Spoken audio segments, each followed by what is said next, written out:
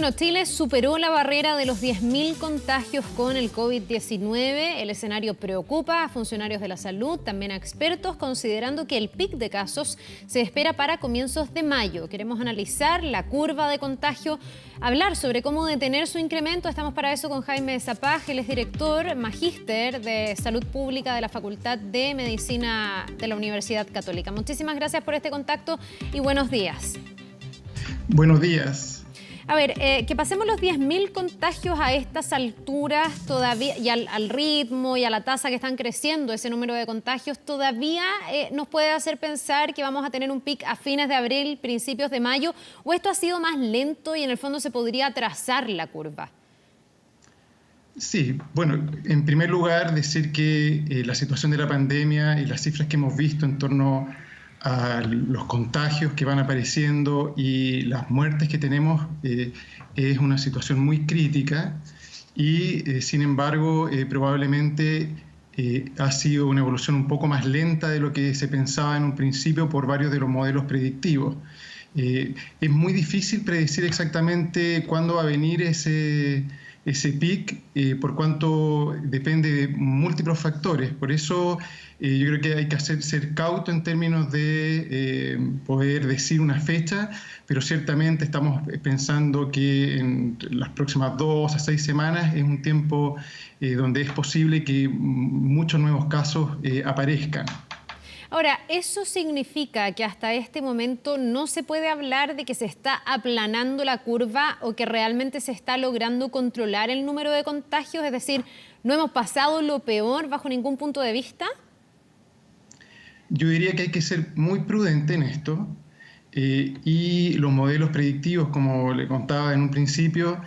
no han sido lo suficientemente certeros para poder mostrar la trayectoria exacta de la curva, y eso es natural, pero en particular en una enfermedad nueva como esta, se hace muy difícil el tener datos suficientes y al haber tanto desconocimiento sobre el curso, la evolución de esta condición, se hace muy difícil predecir. Sí podemos ver que, aunque impresiona como un cierto aplanamiento inicial, es todavía muy prematuro para poder concluir y el sistema de salud progresivamente se ha visto más exigido y las cifras así lo están demostrando, en particular en la llegada de pacientes a unidades de cuidados intensivos, el uso de ventiladores y por tanto creo que es un momento muy importante para no bajar la guardia y para estar atentos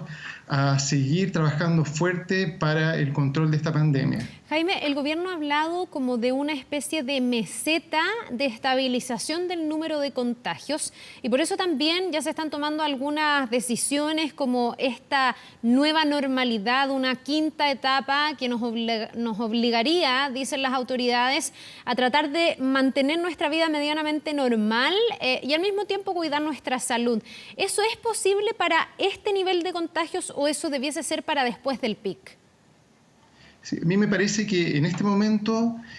todavía es muy prematuro para empezar a aflojar las medidas de control. Más bien el llamado es a fortalecer todas las medidas de distanciamiento social, las medidas que se han conversado múltiples veces como el lavado de manos, el tratamiento oportuno, el aislamiento de casos, entre otras, de forma que podamos hacer más persistente esta suerte de contención del ascenso progresivo de la epidemia. Por lo tanto, creo que hay que ser muy prudentes en términos de empezar a tomar medidas que generen una sensación de extrema tranquilidad o despreocupación sobre lo que viene, que entiendo no es el objetivo de las medidas que se están planteando, pero que de alguna forma parece un tanto prematuro hacerlo cuando todavía estamos en un proceso en ascenso. Hay que recordar que en general el ritmo reproductivo de la condición todavía está en ascenso, no está controlado y por lo tanto cada persona que está infectada con el COVID-19 sigue infectando en promedio a más de una persona y eso implica que todavía no tenemos una situación de estabilización per se, aunque efectivamente los números son más favorables de lo que inicialmente se había proyectado. No podemos proyectar exactamente qué va a pasar en las próximas semanas y por tanto hay que preparar muy bien al sistema de salud y hay que mantener con mucha prudencia y energía las medidas de control para evitar que tengamos un pic extremadamente fuerte que haga que nuestro sistema de salud colapse y tengamos situaciones que se han visto en otros países cuando inicialmente parecía haber una suerte de sensación de estabilidad en la curva. Sí, cuando uno ve las medidas que se están tomando, no solo surge la pregunta de si con esto, y lo dijo incluso este comunicado que publicó el comité asesor, que no fue consultado, sino surge como una especie de falsa sensación de que la crisis se terminó, sino que también uno se pregunta cómo impactan desde el punto de vista de la salud, de recargar el sistema de salud estas decisiones, cuando se habla de reabrir los malls, de que los funcionarios públicos vuelvan a sus puestos laborales de forma presencial y particularmente del retorno en el mes de mayo de los alumnos a clases, porque yo entiendo que ahí hay un vector de contagio que es súper relevante todos los años. Entonces me pregunto cómo conversa eso con el coronavirus, porque vamos a tener sincicial, influenza, parainfluenza, la gripe común y todas las itis. Andamos todos más contagiosos en esa época. Entonces me pregunto cómo impacta eso sobre el número de contagios. Claro, efectivamente es un escenario, el que se viene en las próximas semanas, complejo, en particular en nuestro país, porque se juntan distintas condiciones climáticas, de un conjunto de otras condiciones que van a sobrecargar naturalmente a nuestro sistema de salud y por lo tanto hay que ser muy prudente, al igual que con el retorno a clases de los niños y niñas a las escuelas, porque las condiciones muchas veces también de estos establecimientos no facilitan el que se pueda asegurar una vez que los niños y niñas vayan regresando a clase, el que tengan el nivel de distancia social necesario. Hay una serie de otras dificultades también prácticas, si es que se empiezan a cambiar los horarios, etcétera. Pero claro, en algún minuto, entendiendo que lo que está ocurriendo con esta pandemia es una prolongación importante en el tiempo, ya no estamos pensando en una situación de 2, 3 o 4 meses, sino una situación que efectivamente se va cronificando y se habla de 1 año, 2 años, eventualmente hacia adelante. Y por tanto, en algún momento, y yo creo que la clave es pensar en qué momento y bajo qué criterios se pueden ir estableciendo retornos progresivos en distintos ámbitos, como el ámbito laboral, el ámbito educacional, entre otros. Y tiene que ser un trabajo muy programado y creo que además es importante que se haga con los distintos actores que se involucren y que como sociedad podamos estar respaldando o ser parte de esta planificación, de este proceso de manejo, de gestión de la pandemia, pero también de cómo se van a ir dando en el futuro, dependiendo cuándo y cuáles sean las circunstancias, los retornos a las distintas situaciones de empleo y educacionales, entre otras. Sí, conversábamos esta mañana con otro experto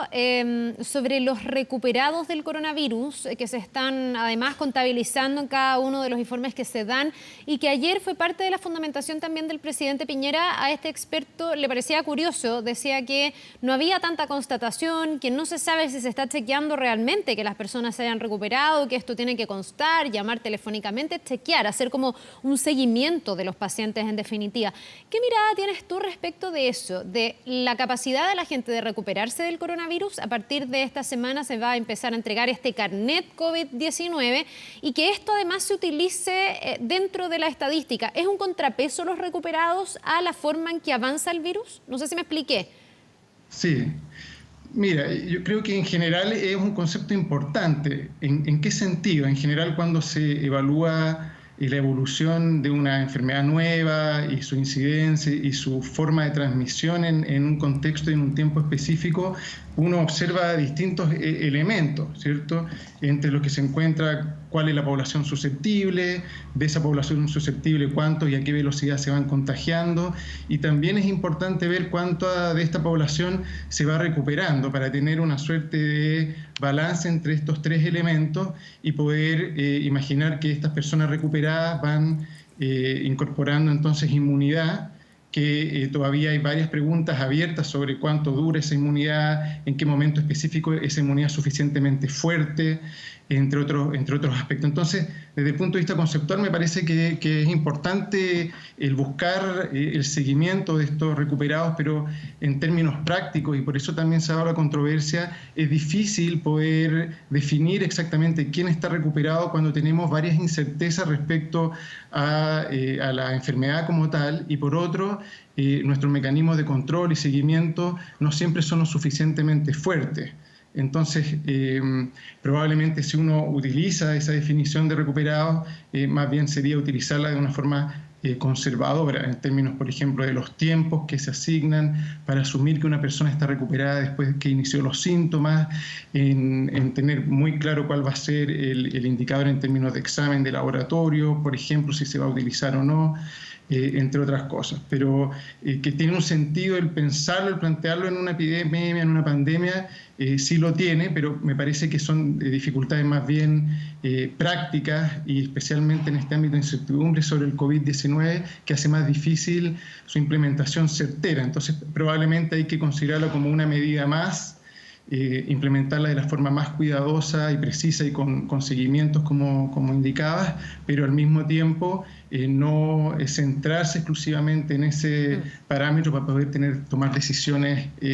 respecto a la pandemia. Sí, de hecho la OMS toma cierta distancia, no se pronuncia directamente sobre esto, pero llama a la prudencia. Hay una discusión respecto de los criterios que se establecen también para buscar a esos recuperados y certificar que en el fondo han superado la enfermedad, y para qué decir respecto a la inmunidad. Ahí sí que no hay una evidencia científica todavía que lo pueda respaldar. Pero yo no sé si los criterios que se están fijando en Chile te parecen pertinentes. Hay criterios clínicos, por ejemplo, el tiempo que ha pasado desde que se superó, y hay también la decisión de hacer este test de inmunidad y no el PCR, que es el test de entrada. ¿Eso es correcto?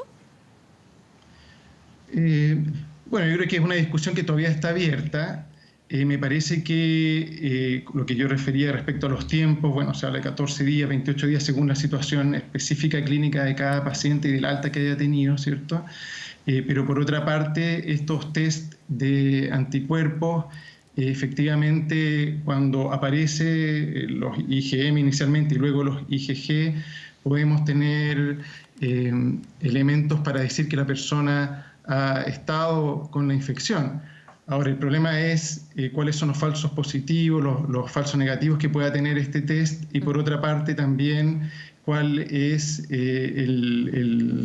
no solamente decir existe inmunidad o no, sino que cuál es el nivel de inmunidad. No solamente la mirada cualitativa del test, sino que también poder decir tiene anticuerpos suficientes para poder defenderse esta persona frente al coronavirus. Entonces creo que es una discusión, me parece que los expertos infectólogos, epidemiólogos tienen que seguir aportando en esa discusión, y me parece, como decía, que hay que ser muy prudentes con esta medida, y si se implementa como se está haciendo, hay que ser más bien conservadores en términos de imaginar qué nos dice ese examen cuando está positivo en términos de los anticuerpos y su inmunidad, y por otro lado también más bien conservador, o sea, quiero decir, si estamos en la duda de cuántos son los días para poder decir que una persona ya está recuperada, es mejor extender esos días que ser muy acotados en el tiempo y dar más margen a que haya un error y demos por recuperada a una persona que todavía está eventualmente contagiando o que no tiene tampoco la inmunidad suficiente para poder defenderse eventualmente de una nueva situación, aunque se supone que la apuesta es que una vez que uno está en contacto con el virus, se infecta, desarrolla la inmunidad, va a estar por lo menos por un tiempo X, que todavía no es muy conocido, va a estar con un nivel de defensas que le va a permitir no volver a infectarse, al menos por un tiempo. Claro, es un tema probabilístico también. Muchísimas gracias por esta entrevista, por ayudarnos a entender un poquitito más lo que está pasando y por hacer también las advertencias del caso con las decisiones que se están tomando. Muchísimas gracias. Sí. Un buen día. Muchas gracias. Buenos días.